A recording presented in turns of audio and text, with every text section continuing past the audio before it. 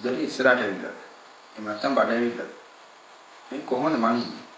මේකේ තියෙන වැදගත්කම මොකක්ද? ඔයගොල්ලන් ගොඩක් වෙලාවට උදේ වට ප්‍රමාණය මනිනවා කියලා නාමී වටේ නැත්නම් අම්බිලයිකස් එක වටේ. නැත්නම් ඉන වටේ මනින්න. නමුත් මේක හරියට කොහොමද මේක හරියට මනින්නේ? ඉතින් මේක ගැන අපි කතා කරමු. ඉන්න මාත් එක ෆිට්නස් විත් ડોක්ටර් කේ.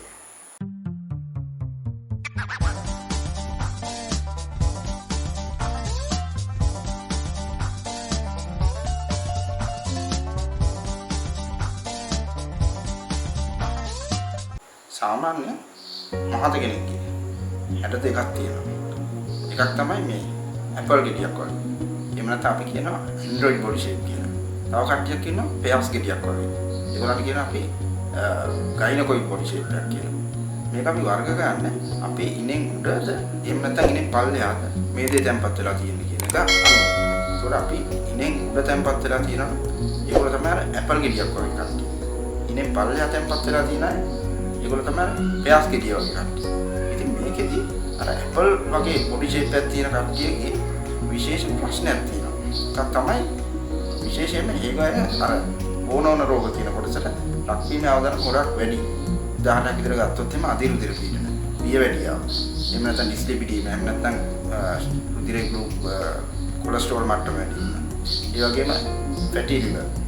ඊළඟට ඒ අය අඩු වයසෙන් මරණයට පත් වීම හැකියාව මේ ඇන්ඩ්‍රොයිඩ් බොඩි ෂේප් තියෙන කට්ටියට ඇති වෙන්න පුළුවන්. අපි බලමු දැන් කොහොමද මේ අපේ උදරේ වට ප්‍රමාණය මනගන්නේ කියලා. දැන් ඔයගොල්ලන් ප්‍රශ්නයක් කොහොමද මේක මනින්නේ? අපි මේක කරන්නේ මෙහෙමයි. අපි ඉස්සෙල්ලාම අපේ පරසු දිගේ මෙහෙම අල්ලගෙන යනවා පල්ලෙහාට. ඒතකොට ඕගොල්ලන්ට අන්තිමට අහු වෙන පරසුව තමයි ඕගොල්ලන් උඩ ලෙවල් එක කියලා ගන්න ඕනේ. ඊළඟට අපි මේ ඉන ප්‍රදේශයේ උඩට වෙන්න අල්ලගෙන යනවා. එතකොට ඕගොල්ලන්ට තේරෙන්න ඕනේ අස්තියක් තියෙනවා. මම මේ රූපේ ඕගොල්ලන්ට ඒක දාලා තියෙනවා. ඒ අස්තිය අපි කියනවා අයිලියක් ක්‍රෙස්ට් එක කියලා. ඒ අයිලියක් ක්‍රෙස්ට් එකේ උඩ කොටස තමයි අපි ගන්නෙ පහළ මායිම කියලා. එතකොට මේ දෙකේ මැද්ද ලක්ෂය තමයි අපි ගන්නෙ මේ අපේ උදරේ වට ප්‍රමාණය මනින්න ඕන තැන කියන එක.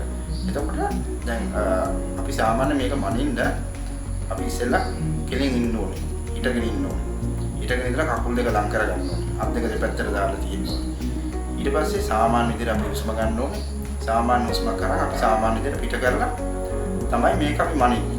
අපි මනින ටේප් එක අපි ගත්තොත් මේක ඇදෙන සුළු ටේප් එකක් වෙන්න බෑ.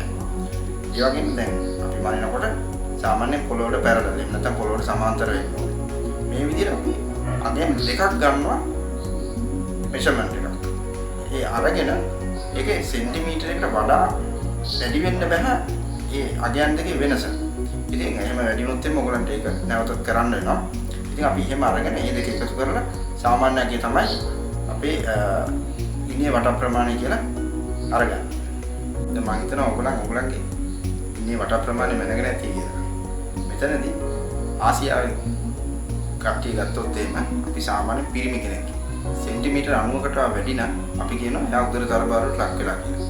ඒ වගේම කාන්තාවකදී සෙන්ටිමීටර 80කට වඩා වැඩි නම් එයා උදර තරබාරට ලක් වෙලා කියලා තමයි අපි කියන්නේ. ඉතින් දැන් සාමාන්‍යයෙන් යුරෝපියන් ගත්තොත් එහෙම දැන් එයාගේ කට් ඔෆ් පොයින්ට්ස් ඊට වඩා වැඩි. දැන් අපේ පිරිමි කෙනෙක්ගේ 90ක් නම් ඒගොල්ලන්ගේ ඊට වඩා වැඩි. සාමාන්‍යයෙන් 102ක් විතර වෙන්න පුළුවන්. ඒකට හේතුව තමයි අපි අඩු ඉනේ වට ප්‍රමාණයකදී අපි අර බෝ නොවන රෝග කොටසට වැඩිපුර ගොදුරු වෙන්න පුළුවන්. විශේෂයෙන්ම ආසියාතිකයෝ නිසා. ඉතින් ඒකින්ද අපේ ඉනේ වට ප්‍රමාණය සාමාන්‍ය යුරෝපියන්ට වඩා අඩු වගේකින් තමයි පටන් ගන්න. ඊට අමතරව කියන්න ඕනේ දැන් තමයි දැන් මේ BMI එක. මම කලින් වැඩසටහනේ ඔයගොල්ලන්ට BMI ගැන කියලා දීලා තියෙනවා. ඉතින් ඒක ලින්ක් එක මේ උඩ දාලා තියෙනවා. ඔයගොල්ලන්ට බලන්න පුළුවන්.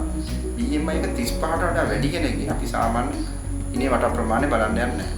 මොකද එයාගේ කොහොමත් ඉනේ වට ප්‍රමාණය වැඩි. ඉතින් අර කියන බෝනෝන රෝග කොටසට කොහොමත් එයා ගොදුරු වීමේ අවදානම් තාම වැඩි. obesity related health risks එහෙම නැත්නම් තරබාරුකම නිසා ඔයගලන්ට වෙන්න පුළුවන් සෞඛ්‍ය අවදානම්. මේක අපි සාමාන්‍ය විශ්ලේෂණය කරනකොට BMI එකට වඩා සාමාන්‍ය අපේ ඉනේ වට ප්‍රමාණය ගන්න එක සාමාන්‍ය හොඳයි කියලා තමයි කියන්නේ. මම ඉදිරියේදීත් මේ බඩ අඩු කරගන්න එක ගැන එහෙම නැත්නම් ඔයගලගේ බර අඩු කරගන්න එක ගැන වැඩසටහන් ගණනාවක්ම කරන්න. විශේෂයෙන්ම ඔයගොල්ලෝ මොනවද කරන්න ඕන ව්‍යායාම, ඒ වගේම ඔයගොල්ලෝ කොහොමද හරියට ඩයට් එක කන්ට්‍රෝල් කරන්න ඕන, මේ වගේ දේවල් ගැන. දැනටමත් මම ඔයගොල්ලන්ට කොහොමද මේ බරට කරන්න ඕන ව්‍යායාම ගැන වැඩසටහනක් කරලා තියෙනවා. ඒ වගේම ඉන්ටර්මිටන්ට් ෆාස්ටිං කරලා කොහොමද ඔයගොල්ලන් බර අඩු කරගන්නේ. ඒ වගේම ඔයගොල්ලන් බර අඩු කරගන්න කියලා කරන වැරදි වැඩ ගැන මම කතා කරලා තියෙනවා. ඉතින් ඒ වල ලින්ක්ස් මම උඩින් දාලා තියෙනවා. ඉතින් මගේ channel එක subscribe කරලා නැත්නම් subscribe කරන්න, bell icon එක press කරන්න, මගේ programs like කරන්න, share කරන්න. ඒ වගේම ඔයාලා ප්‍රශ්න තියෙනවා නම් comment section එකේ ඉදිරිපත් කරන්න පුළුවන්. ඒ වගේම personal message එකක් විදිහට මගේ Facebook page එක තියෙනවා, fitness with Dr. K. ඒ වගේම ඔයාලා පුළුවන් මාව follow කරන්න මගේ Instagram එක fitness with Dr. K. එතන මම